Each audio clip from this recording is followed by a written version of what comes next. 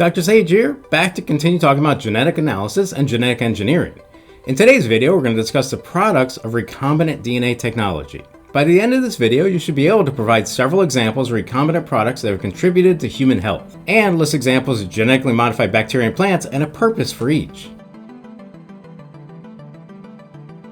So, the uses of recombinant DNA technology involve recombinant organisms, sources of protein products, nucleotide sequences, medications that cannot be manufactured by other means, and large-scale manufacture of hormones and enzymes such as insulin and human growth hormone. Examples of current medicines for recombinant DNA technology involve immune treatments, such as interferons, which are peptides used to treat some types of cancer, multiple sclerosis, and viral infections such as hepatitis and genital warts. Also, interleukins, which is a type of cytokine that regulates the immune function of white blood cells and is used in cancer treatment. Tumor necrosis factor, which is used to treat cancer, and remicide and humira, which are biologics used to treat autoimmune disorders such as rheumatoid arthritis and Crohn's disease. Examples of current medicines from recombinant DNA technology also include hormones, such as erythropoietin, or EPO, is a peptide that stimulates bone marrow and is used to treat some forms of anemia, or human growth hormone,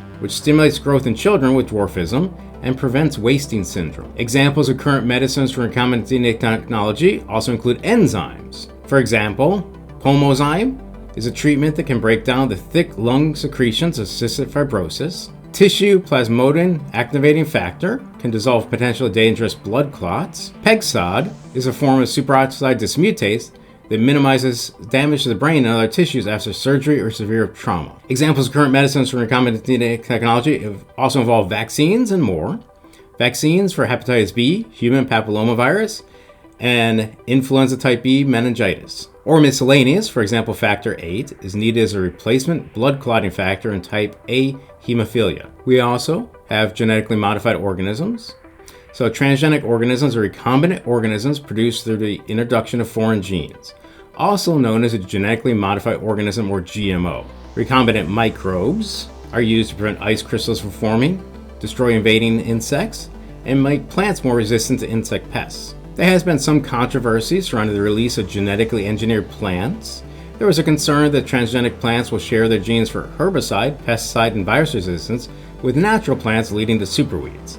However, scientists counter that non-genetically engineered plants and organisms swap genes all the time, and then inserting insect-resistant genes into crops can reduce insecticide use. Synthetic biology is the creation of new biological molecules and organisms from scratch. Craig Ventner created a self-replicating bacterium in 2010 using the 4 nucleotides of DNA.